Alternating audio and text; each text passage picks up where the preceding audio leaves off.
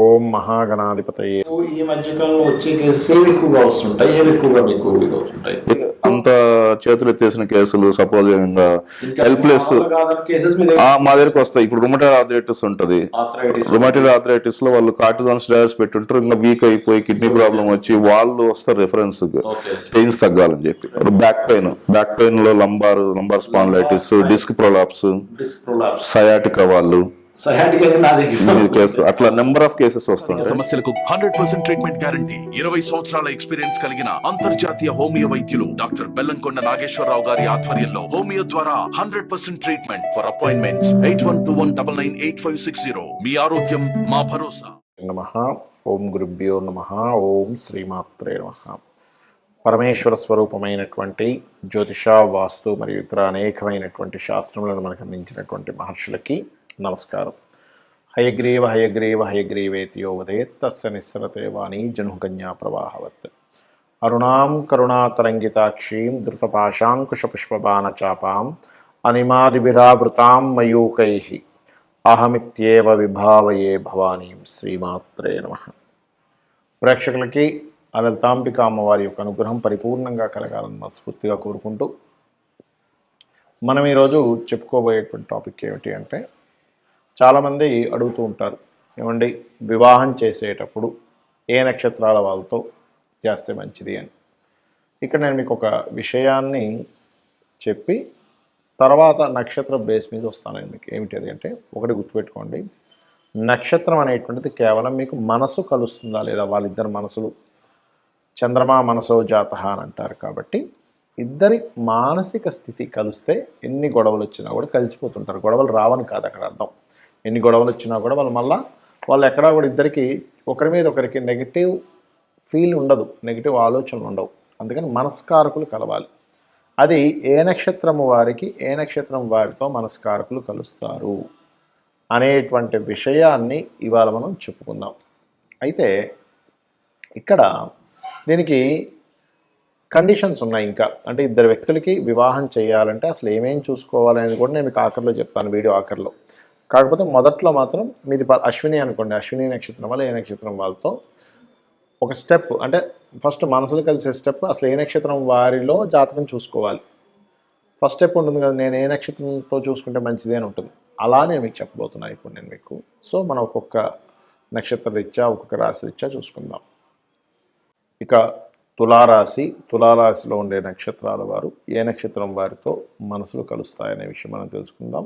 అదేవిధంగా మీకు వీడియో ఆఖరి వరకు కనుక చూసినట్లయితే ఆఖరిలో ఇంకా అసలు ఏమేమి చూసుకోవాలి ఇద్దరు వ్యక్తులు వివాహం చేయడానికి అనే విషయాలు కూడా చెప్పాను.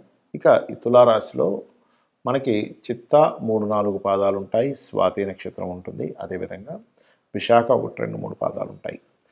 ముందుగా మనం చిత్త 3-4 పాదాలు కనుక చూసుకున్నట్లయితే మనకి పంచాంగాల్లో సర్వసాధారణంగా గుణమేళ చక్రం కనుక చూసుకున్నట్లయితే గుణమేళ చక్రంలో ఇస్తుంటాడు 18 పాయింట్లు దాటితే చేసుకోవచ్చు అని. కానీ అందులో పర్టికులర్గా ఏమి చేసుకోవాలనేటివి నేను మీకు ఇప్పుడు వివరిస్తాను. అక్కడ చూసుకున్నట్లయితే ఈ యొక్క చిత్తా నక్షత్రం వారిది అశ్వినికి ఎలా ఉంటుంది, అశ్వినితో మనసులు కలుస్తాయి. అదేవిధంగా కృత్తిక కలుస్తుంది, మరియు రోహిణి కూడా కలుస్తుంది. అదేవిధంగా పునర్వసు నక్షత్రం కూడా కలుస్తుందని చెప్పుకోవాలి. అలాగే మఖా నక్షత్రము మరియు హస్త, చిత్త, విశాఖ గుర్తుపెట్టుకోండి. అలాగే మూల,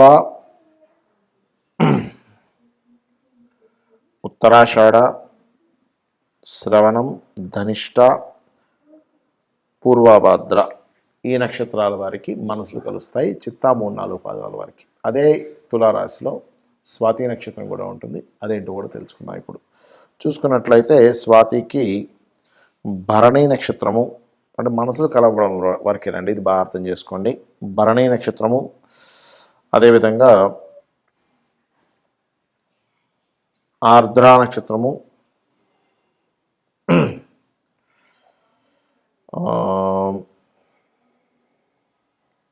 ఆర్ద్ర నక్షత్రము, దాని తర్వాత నక్షత్రాలు కానీ చూసుకున్నట్లయితే, ఎందుకంటే కొంత రాహు నక్షత్రం కదండి, అంత తొందరగా అది కనెక్ట్ అవ్వదు. సో అందుకని స్వాతి మనసులు కలుస్తాయి. అదేవిధంగా జ్యేష్ఠ, అనురాధ జ్యేష్ఠ కూడా కలుస్తుంది. పూర్వాషాఢ,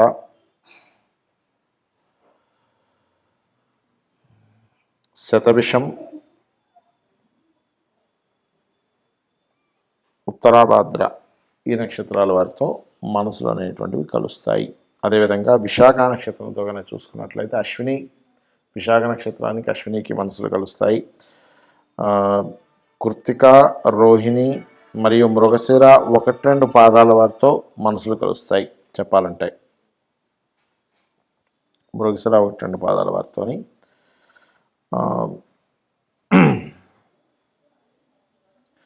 అదేవిధంగా మఖాతో కూడా కొంతవరకు కలుస్తుందని చెప్పుకోవాలి. కుబ్బతో అయితే బ్రహ్మాండంగా ఉంటుంది. మరియు అంటే మనసులు కలవడం వరకే అండి, వివాహం అయిపోయి అద్భుతంగా ఉండడం కాదు, మనసులు కలవడం వరకు ఇది అర్థం చేసుకోండి. అదేవిధంగా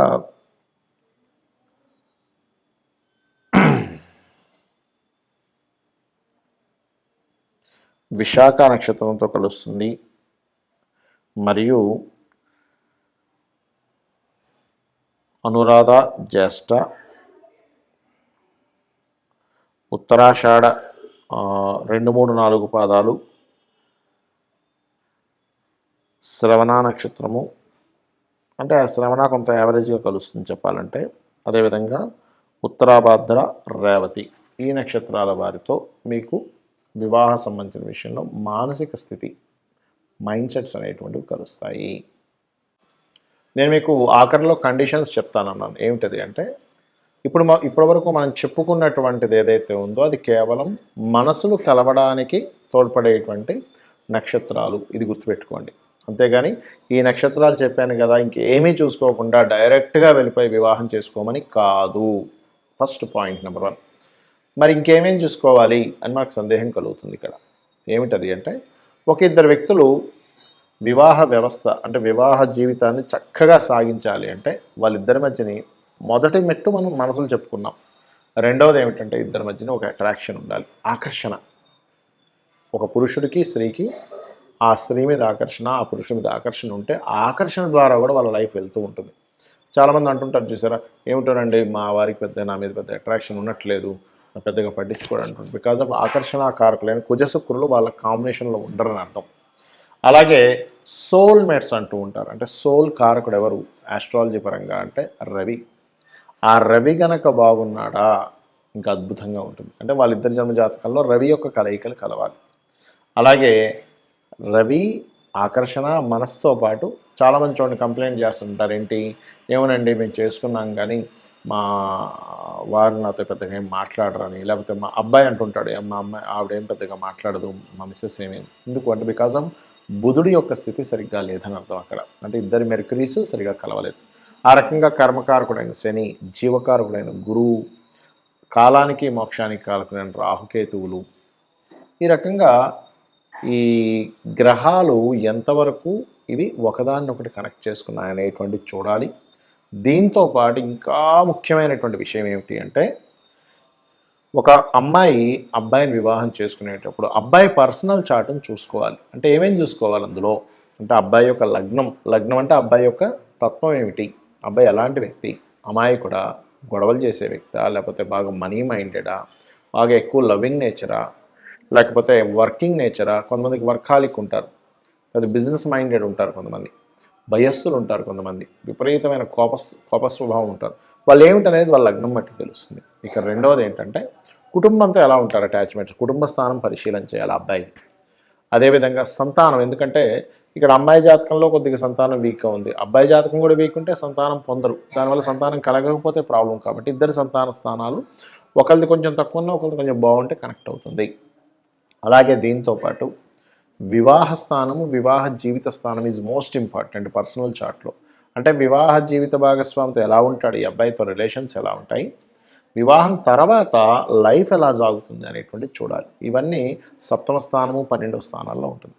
దీనికంటే ఇంకా ముఖ్యమైనటువంటిది ఏంటంటే, ఒకవేళ ఆ అబ్బాయికి కానీ అమ్మాయికి కానీ 2 వివాహాల యోగం ఉంటే కనుక మీకు ఒకవేళ సంబంధం నచ్చింది, ఒకవేళ 2 వివాహాల యోగం ఉంది ఆ జాతకంలో, అలాంటప్పుడు వారితో మీరు కనుక సత్సంబంధాలని మాట్లాడుకోగలిగితే కనుక ఆ అమ్మాయికి కానీ అబ్బాయి కానీ, అబ్బాయికి అయితే అర్క వివాహం, అమ్మాయికి అయితే కుంభ వివాహం జరిపించమని చెప్పి మీరు చేసుకుంటూ ముందుకు వెళ్ళొచ్చు. లేదండి మనకు అంత రిస్క్ ఎందుకు, ఇంకో సంబంధం చూసుకుందాం అనుకునేవారు ఇంకో సంబంధం చూసుకుంటూ ఉంటారు. కాబట్టి పర్టికులర్గా ఈ యొక్క అంశాలు ఖచ్చితంగా మీరు అక్కడ చూసుకోవాలి.